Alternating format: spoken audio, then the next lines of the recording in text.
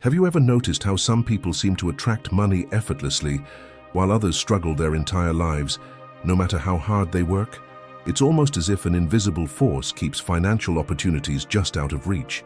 If you feel like money slips through your fingers, like every step forward is followed by 2 steps back, the problem may not be external circumstances, it may be your mindset of scarcity. From a Buddhist perspective, everything in life is impermanent, including wealth. But when you cling to the belief that money is always scarce, that you must fight for every penny, or that financial success is reserved for a select few, you unknowingly create a mental prison. Your mind begins to seek evidence to confirm these beliefs, filtering out opportunities and reinforcing limitations. Imagine someone who constantly tells themselves, "I never have enough money." They will subconsciously make choices that keep them in that cycle, avoiding risks, rejecting chances for growth, or even feeling guilty when money does come in, as if they don't deserve it. This isn't just a philosophical idea, it's something science backs up. The reticular activating system, RAS, in your brain is responsible for filtering information based on what you focus on. If your primary focus is, "I can't afford this," or "money is hard to come by," your brain will reinforce that reality by blocking out ideas, people, and situations that could bring financial ease. It's like wearing glasses that only allow you to see obstacles while completely blurring out the opportunities. The real question is, where did this mindset come from? Most of us don't consciously choose it. We inherit it from our parents, society, and past experiences. Maybe you grew up in a household where financial struggle was the norm, where phrases like, "money doesn't grow on trees," or "rich people are greedy," were repeated often. These messages sink deep into your subconscious, shaping your relationship with money long before you ever earn your first dollar. A striking example of this comes from Buddhist teachings about attachment and fear. Picture a river. Water flows freely, adapting to whatever obstacles appear. Now imagine someone trying to scoop the water into their hands and hold on to it tightly. The harder they grip, the more it escapes. This is exactly how the scarcity mindset works. The more you fear losing money, the more that fear causes you to act in ways that repel it. Maybe you hold on to every dollar so tightly that you become afraid to invest in yourself or your growth. Maybe you turn down opportunities because they seem too uncertain. Maybe you believe that being spiritual means rejecting financial success, so you subconsciously sabotage your own potential. Now, let's take a look at the opposite mindset, the mindset of abundance. Some of the wealthiest people in the world aren't just financially rich. They have an inner wealth that allows them to see possibilities where others see limitations. They understand that money, like everything else, is energy. It flows when you allow it to. This doesn't mean reckless spending or blind optimism. It means operating from a place of confidence rather than fear. Buddhism teaches that suffering comes from clinging and resistance, not just to material things, but to ideas and beliefs as well. When you cling to the idea that money is hard to earn or that you are destined to struggle, you reinforce that suffering. But when you release those thoughts and start approaching money with curiosity, gratitude, and openness, something powerful happens. Your mind begins to shift. Instead of thinking, "I'll never be able to afford that," you start asking, "How can I afford that?" Instead of assuming financial struggle is your fate, you start exploring new possibilities. One of the most profound Buddhist lessons about abundance comes from the concept of impermanence. Nothing in life stays the same. Not happiness, not pain, not even financial difficulty. But if you're locked in a scarcity mindset, you behave as if lack is permanent, reinforcing the very reality you want to escape. The moment you truly understand impermanence, your perspective changes. You stop making financial decisions based on fear, and you start moving with a sense of trust. A great example of this is the story of a Buddhist monk who was given a delicate porcelain cup as a gift. He admired its beauty, but he also understood that one day it would break. So rather than living in fear of losing it, he fully enjoyed it in the present moment. When it eventually shattered, he didn't suffer because he had never attached himself to the illusion of permanence. Now imagine if you approached money the same way. Instead of fearing its loss, what if you could enjoy it, use it wisely, and trust that more would flow to you when needed? This shift isn't just about attracting more wealth. It's about changing the way you experience life. Money is neither good nor bad.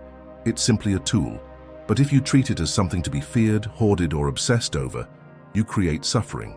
If instead, you see it as energy that flows in alignment with your mindset, actions, and generosity, you start to break free from scarcity. But how do you start making this shift? How do you rewire beliefs that have been deeply ingrained for years? The answer lies in awareness. Start noticing your thoughts about money. What do you say to yourself when you check your bank account? How do you feel when you receive money? Do you experience guilt, fear, or relief? These emotions are clues to the subconscious beliefs that are shaping your financial reality. A practical exercise inspired by Buddhist mindfulness is the money observation practice. For 1 week, observe every financial transaction you make, whether it's earning, spending, or even receiving a small unexpected gift. Instead of reacting emotionally, simply observe without judgment. Notice if any feelings of fear, guilt, or resistance arise. This awareness alone starts to loosen the grip of old patterns, creating space for new possibilities. Another powerful approach is shifting your language. Instead of saying, "I can't afford this," try saying, "I'm choosing not to spend on this right now." Instead of saying, "I'm bad with money," try, "I'm learning to manage money better." Small shifts in language lead to profound shifts in perception. Ultimately, the key to unlocking financial abundance isn't about working harder or chasing wealth. It's about transforming the way you think about money. It's about moving from fear to trust, from lack to possibility. And once you start to break free from scarcity thinking, something incredible happens. Money stops feeling like a source of stress and starts becoming a tool for growth, freedom, and deeper fulfillment. Now that you've begun to see how your mindset influences your financial reality, the next step is understanding the role of karma in wealth, because even if you shift your beliefs, your actions play a crucial role in shaping your future. What if the way you treat money, how you earn, spend, and share it, determines how much flows back to you? Let's explore how the Buddhist perspective on karma and financial energy can transform not just your wealth, but your entire relationship with prosperity. Karma is often misunderstood. Many think of it as some mystical force that punishes bad deeds and rewards good ones, as if the universe were keeping a cosmic scorecard. But in Buddhism, karma is not about punishment or reward. It's about cause and effect. Every thought you have, every action you take, and every word you speak plants a seed that will eventually grow into the circumstances of your life. And this includes your financial reality. If you're struggling with money, it's not because you're cursed, unlucky, or doomed to a life of hardship. It's because somewhere along the way, the seeds you planted, whether consciously or unconsciously, have led to your current situation. But here's the good news. Just as past actions created your present actions are shaping your future. You have the power to shift your financial karma and create a new reality. To understand this, let's look at how karma manifests in our financial lives. Imagine two people who start with the same amount of money. One spends recklessly, ignoring long-term consequences, constantly chasing instant gratification. The other is mindful, treating money as a resource to be managed wisely, balancing generosity with responsibility. Fast forward 5 years, one is deep in debt, trapped in a cycle of financial stress, while the other has built stability and opportunities for growth. Neither outcome was random. It was the direct result of past actions. This principle applies to every aspect of wealth. How you earn money, how you spend it, and how you share it all contribute to your karmic financial reality. Let's start with how money is earned. If someone builds wealth through dishonesty, manipulating others, exploiting people, or engaging in unethical business practices, they might experience temporary success, but their foundation is unstable. This is because the karma of deception creates distrust, instability, and eventually loss. We've seen this countless times in history.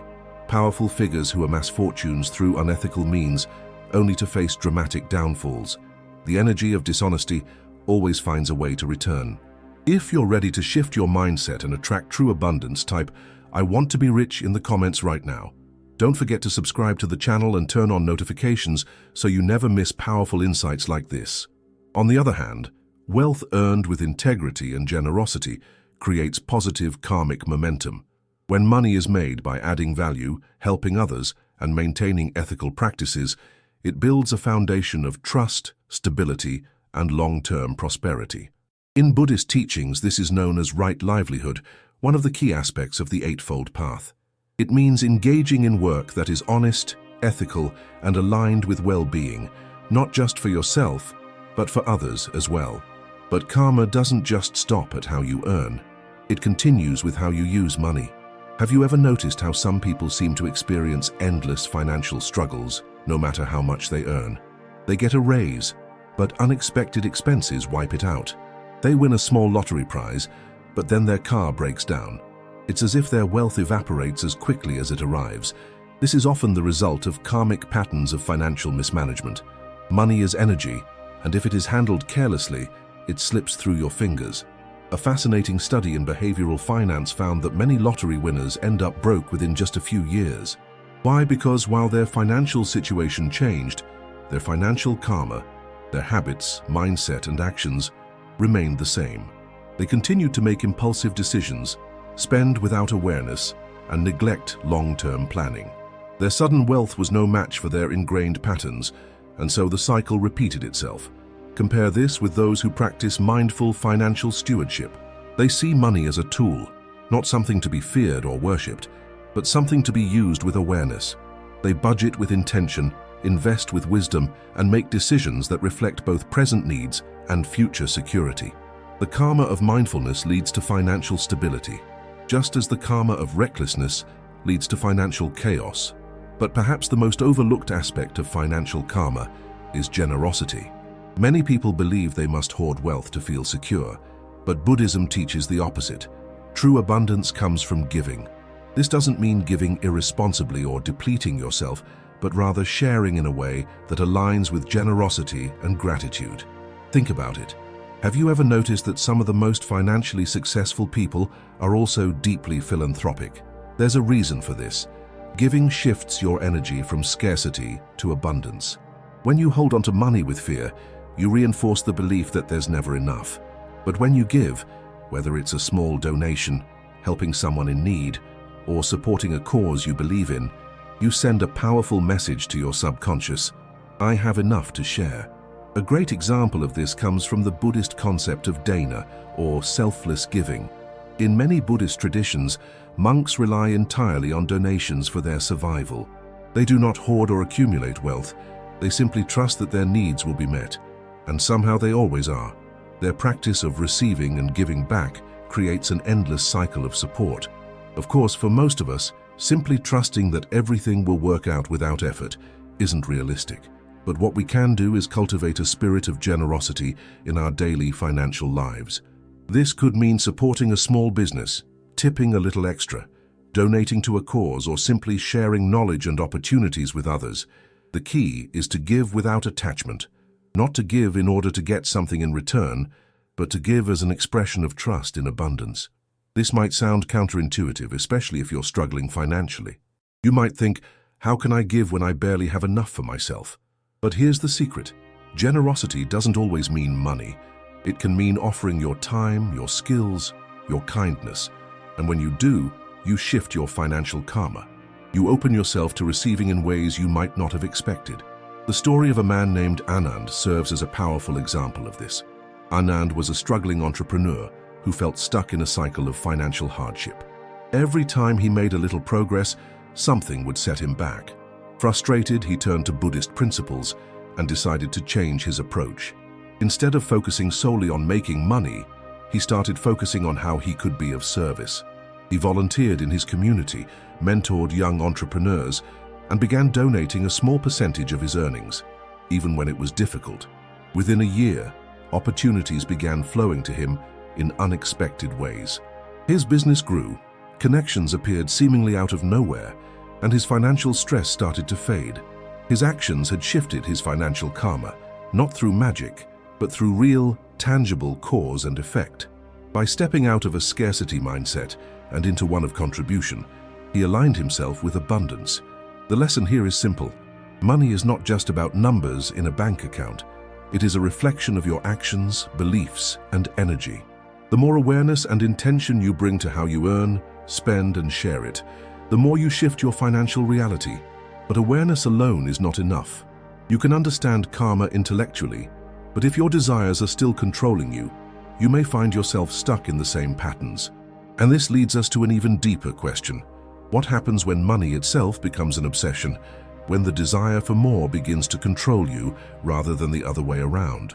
That's exactly what we'll explore next, the hidden trap of desire and how it can turn money from a tool for freedom into a source of suffering. Because if you don't learn to master desire, no amount of money will ever be enough. Desire is a powerful force. It moves people to action, fuels ambition, and drives the creation of wealth, innovation, and progress.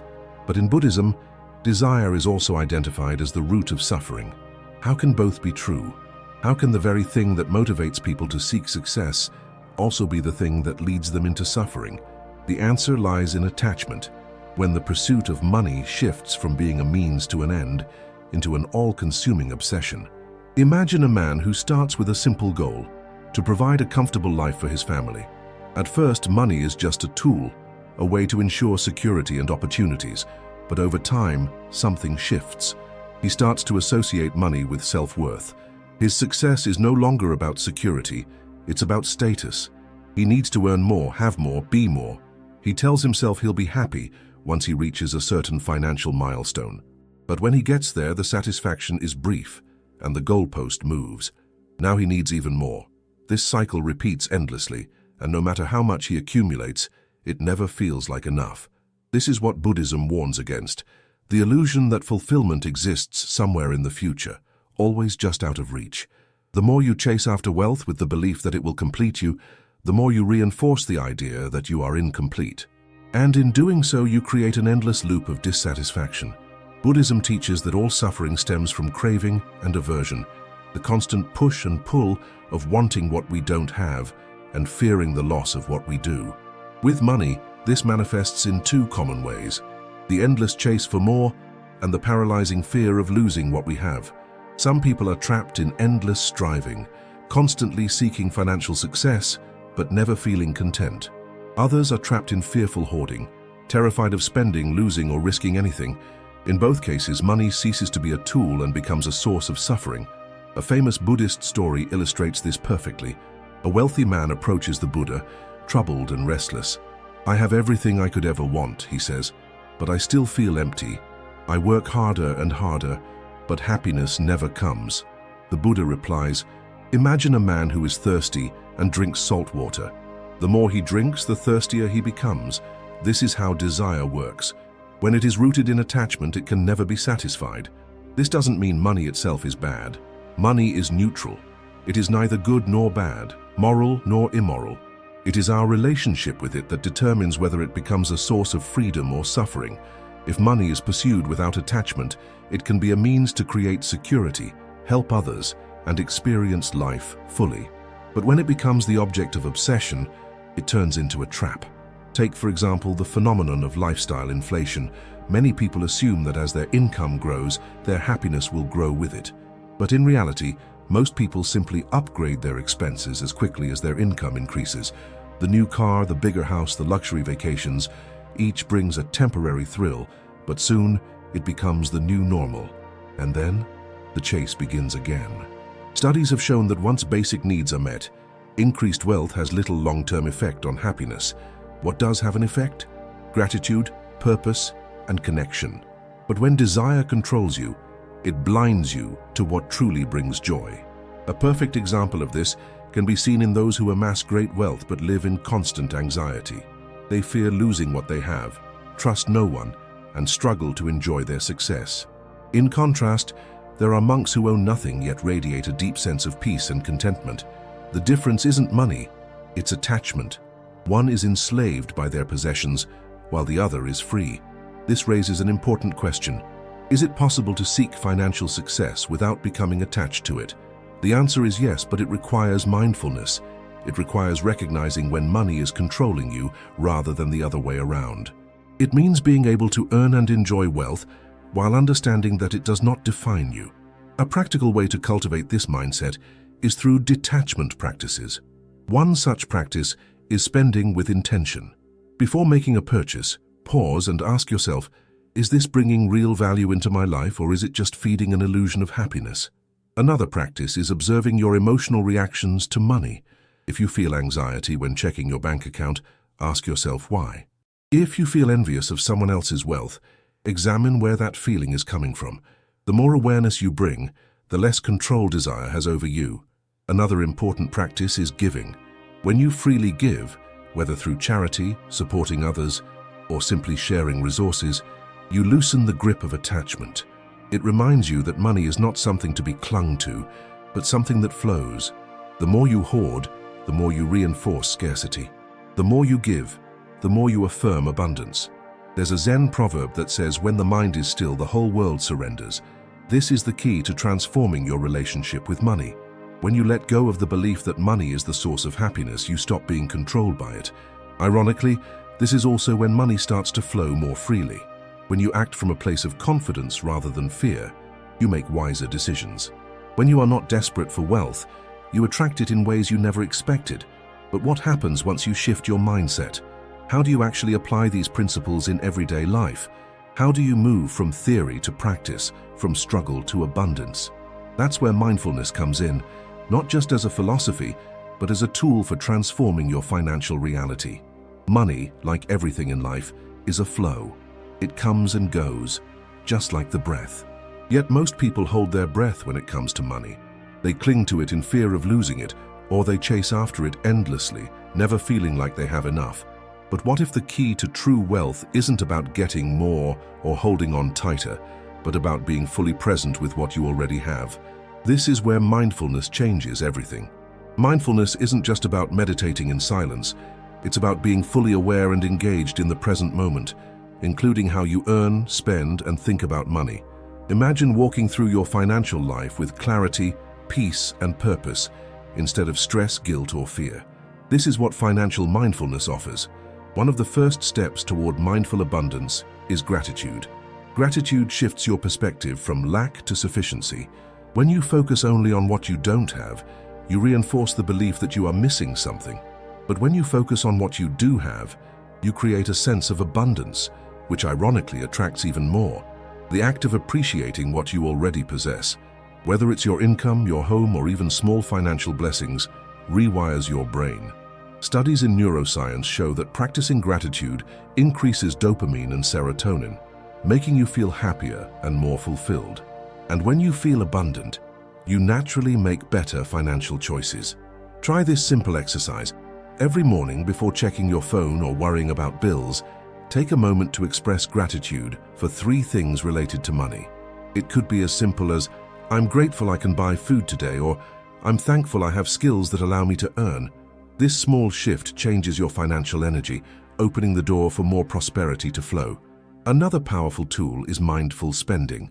Have you ever made a purchase out of impulse only to regret it later, or spent money as a way to fill an emotional void?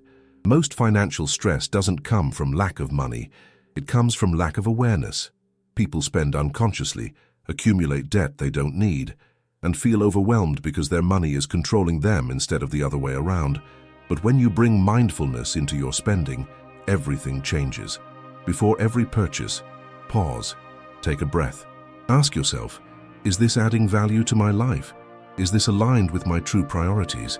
If the answer is yes, buy it with joy. If the answer is no, walk away. The more you practice this, the more control you gain over your finances. Mindfulness also transforms how you earn money. So many people work jobs they hate, chasing paychecks while feeling miserable. But what if your work could be a form of spiritual practice? In Buddhism, this is called right livelihood, earning money in a way that aligns with your values and contributes to the world. When you approach work with presence, passion, and integrity, success flows naturally. You stop seeing work as just a means to an end and start viewing it as a meaningful part of your life. A real-life example of this is a woman named Sarah, who spent years trapped in a high-paying but unfulfilling career. She made great money, yet always felt drained and empty. One day, she decided to shift her mindset. Instead of asking, how can I make the most money? She asked, how can I serve others while creating wealth? This small shift led her to start her own business, aligning her work with her purpose. Within a year, not only was she making more money than before, but she also felt happier, lighter, and more fulfilled. The final piece of mindful abundance is trusting the flow. Fear around money comes from the belief that there isn't enough, but when you learn to trust, you begin to see that money, like everything else, is a cycle. You breathe in, you breathe out. Money comes in, money goes out. The key is to stay open, open to receiving, open to giving, open to opportunities. This is why generosity is one of the most powerful financial habits you can cultivate. Many people believe that giving should only happen once they are wealthy, but the truth is, generosity creates wealth. When you give, you affirm abundance. It doesn't have to be large amounts. Even small acts of giving create a ripple effect. Donate a small percentage of your income, support a cause, tip generously. The act of giving rewires your brain for abundance and signals to the universe that you trust the flow. And so, we return to the core truth. Money is not the source of happiness. Presence is.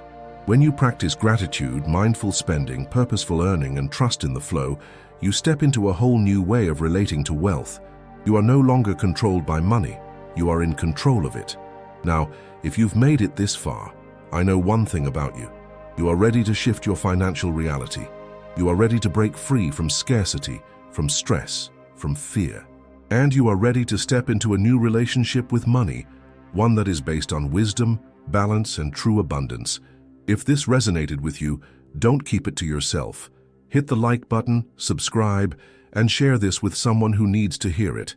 And most importantly, let me know in the comments, I want to be rich, because declaring it is the first step to making it real.